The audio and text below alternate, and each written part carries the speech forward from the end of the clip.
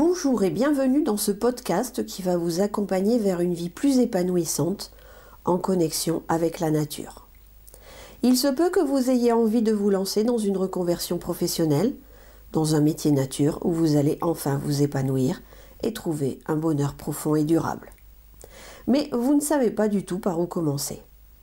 En fait, peu importe quel sera le milieu précis de ce métier, thérapie en lien avec la nature, ou alors écologie, agriculture bio, permaculture, de la pépinière, création paysagère, protection de l'environnement ou location saisonnière, quel que soit le ou les métiers que vous envisagez d'exercer dans votre nouveau projet de vie loin de la ville, il est important de savoir par où commencer.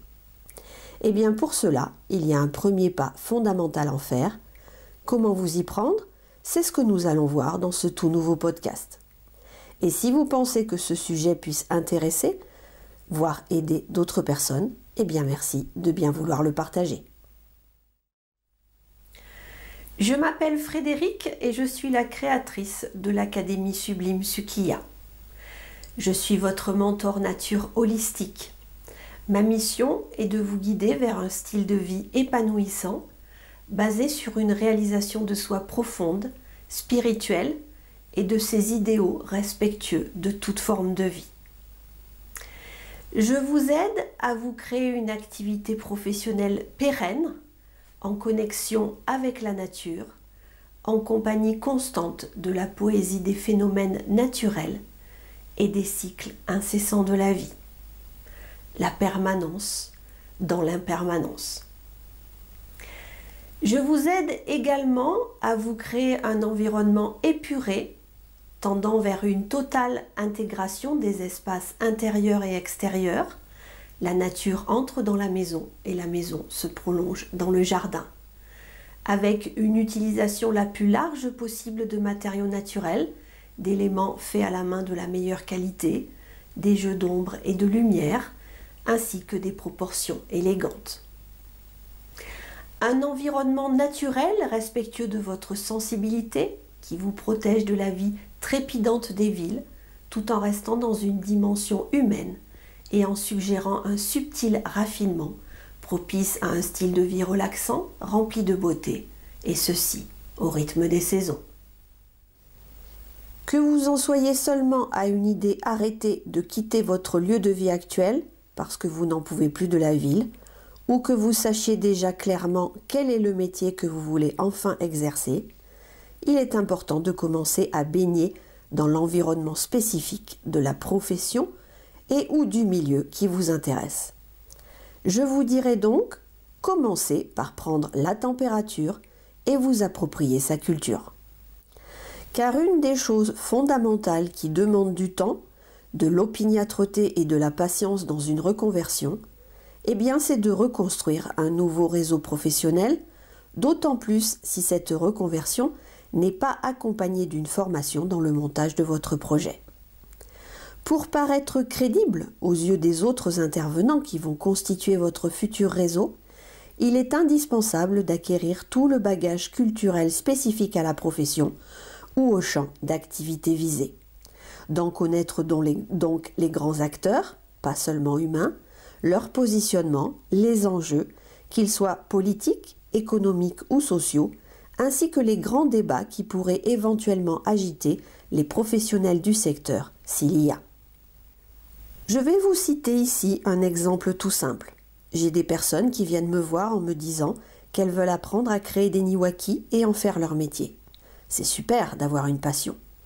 Tout en ne connaissant absolument rien aux arbres, les espèces d'arbres, la photosynthèse, la biologie végétale, etc.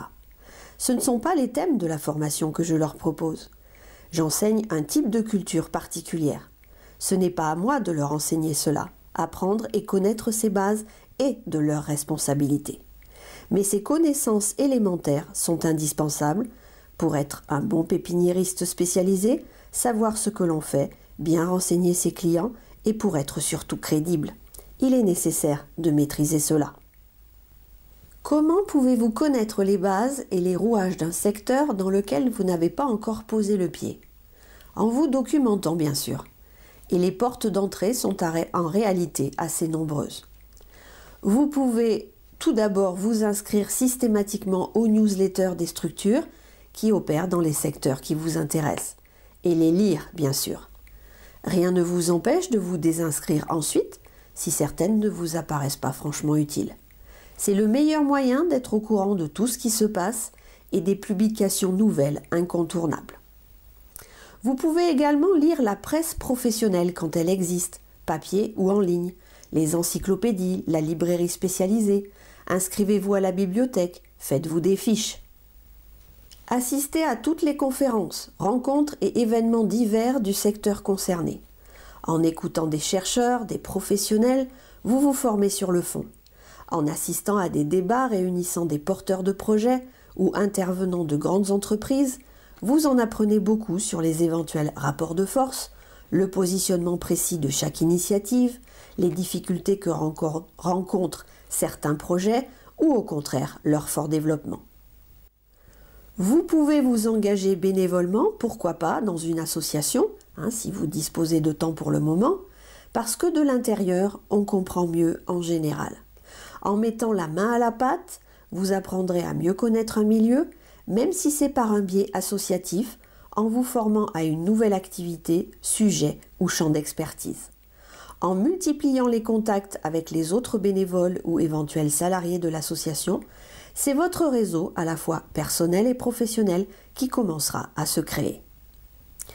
Démarrez également un petit projet concret pour mettre le pied à l'étrier, en vous amenant à trouver et à créer des solutions à une toute petite échelle et de manière soft, sans forcément créer une association et encore moins une entreprise, eh bien vous allez bénéficier d'une expérience formatrice qui apportera confiance en vous-même et qui vous permettra d'évaluer votre valeur ainsi que votre parcours de reconversion.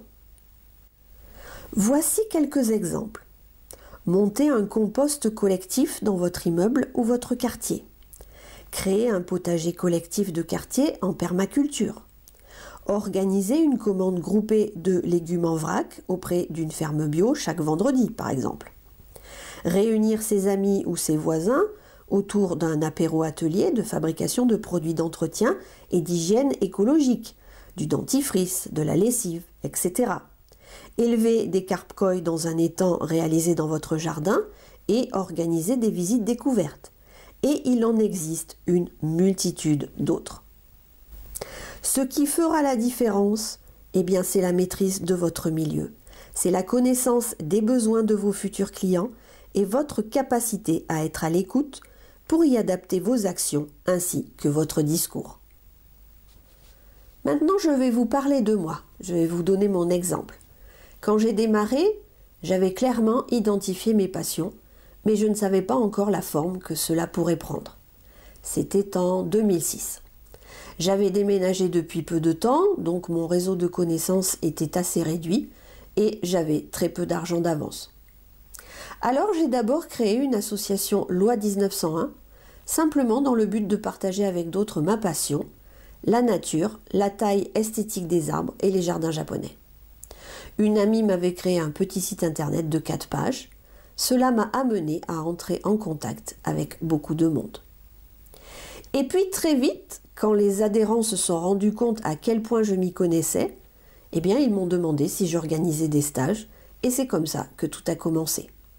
Ensuite, quand je suis arrivée à vraiment gagner de l'argent, j'ai dissous l'association et j'ai créé une école de taille japonaise. L'année suivante, lorsqu'ils ont découvert les magnifiques outils que j'avais rapportés du Japon, ils ont voulu les mêmes. Quand j'ai commencé à me rendre régulièrement au Japon, ils m'ont demandé de les emmener avec moi, et ainsi de suite.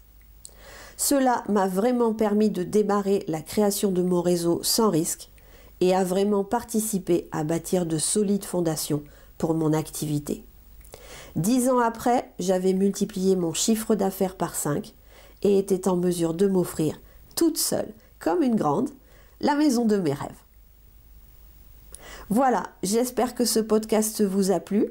Si c'est le cas, merci de mettre un petit pouce bleu juste en dessous. Et puis, je vous donne rendez-vous très bientôt pour un tout nouveau sujet.